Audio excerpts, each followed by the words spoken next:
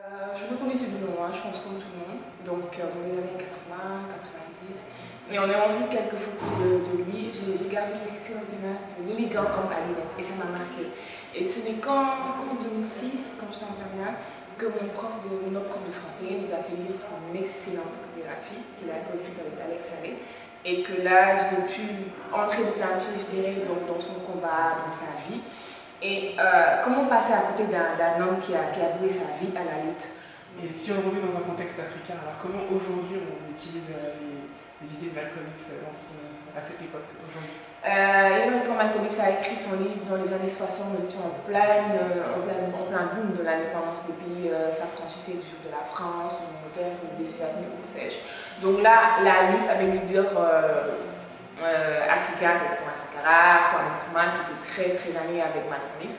Donc là, l'époque le demandait en fait, si je peux parler ainsi.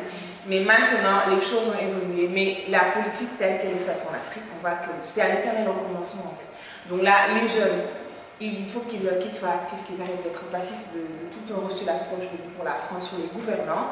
S'inspirer la meilleure façon d'enseigner le combat de Malcolm X, c'est le film. Parce que des fois, ils disent que j'ai du mal avec les livres, la lecture, c'est pas trop mon truc.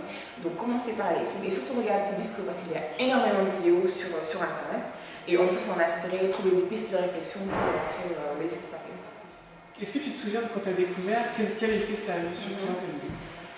Il est vrai quand j'étais au Sénégal, où un pays à majeure partie composé de Sénégalais, enfin un peu noirs, ce n'était pas la question de la couleur de peau, de l'identité n'était pas très actuelle. Quand je l'ai lu en 2006, c'est vrai que j'étais très impressionnée par son parcours, par sa vie.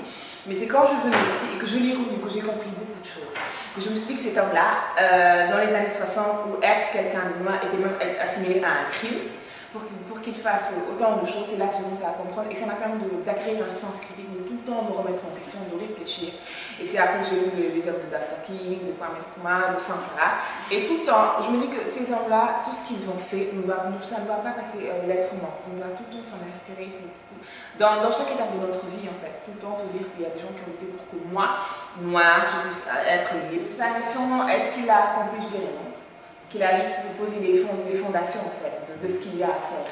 Donc c'est peut-être aux jeunes afro-américains, africains tout court, de porter ce combat-là, de le perpétuer et de ne pas tomber dans le jeu de la violence, parce que c'est ce qui amène la stigmatisation. Quand elle se met à casser, la femme on va dire que c'est encore les blacks. Donc là, ça ne changera pas. Donc c'est clair que c'est facile quand j'ai un œil extérieur de parler comme ça. Mais il faut, enfin, je veux dire, la meilleure façon de prendre une revanche sur ceux qui nous critiquent, c'est de poser des actes.